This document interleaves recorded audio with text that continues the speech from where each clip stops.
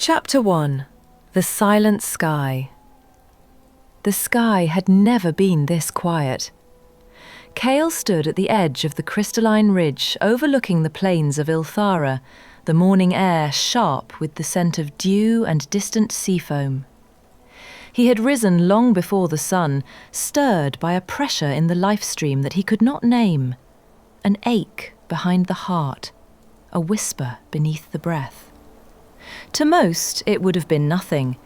To a Cetra, it was unmistakable. Something was wrong with the world.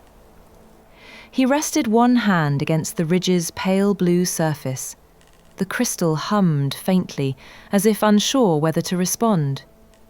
Usually the land itself sang to him, soft, melodic, and alive.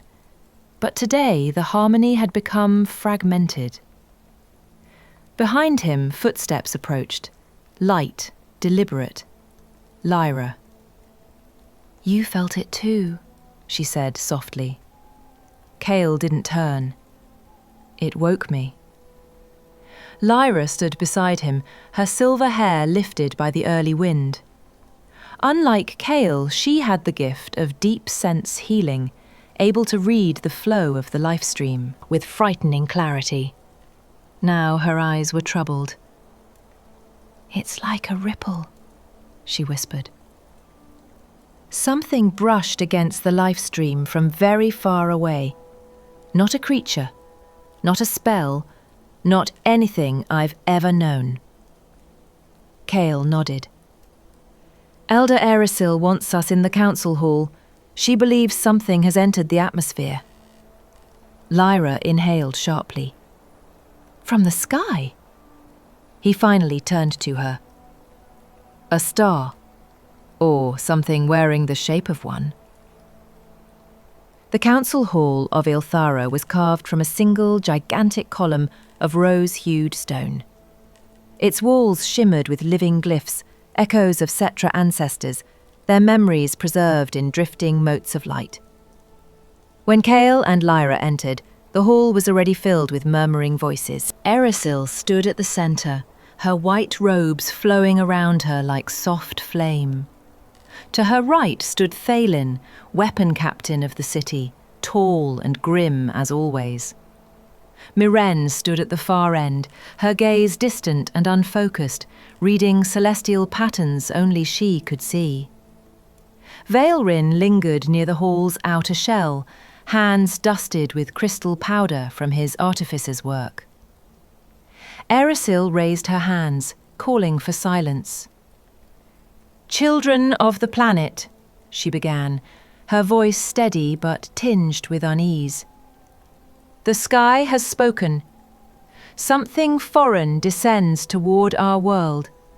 The life stream recoils." Myrenne broke her trance long enough to speak, her voice a low rumble echoed through the hall, soft at first, then growing. The ground trembled beneath their feet. Crystal lamps dimmed. Cale's pulse quickened. "It's here." No sooner had he spoken than a second tremor followed, stronger, rolling through the ground like thunder made solid. A pulse of green light flashed across the hall's surface, life stream energy recoiling. Lyra pressed a hand to her temple, gasping. "It's touching the life stream, probing it, searching." "For what?" Veilrin asked. Erysil's face grew pale.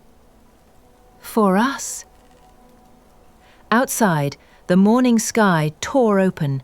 A streak of burning white-blue fire carved across the heavens, spiralling downward, shedding trails of ash and shimmering dust. The air warbled with unnatural heat. Birds scattered, fleeing toward distant forests. Cale stared upward, frozen. Lyra whispered, That is no star." Northern horizon, with a sound like the world breaking. A column of light erupted upward, green, black, and violet, colours no natural flame possessed. The shockwave arrived moments later, a violent roar that flattened trees and sent shards of ice-blue crystal skittering across the plains. Cale braced himself against the ridge, breath stolen. When the light finally dimmed, a black plume of smoke curled into the sky where the impact had struck. The north, near the great cratered plateau. Erisil's voice trembled for the first time in Cale's life. The star of calamity has arrived. Far beneath the shattered sky, something stirred, something alive, something patient. And it stared back toward the planet that had tried to reject it, with infinite hunger. The ancients would learn its name soon enough. Jenova,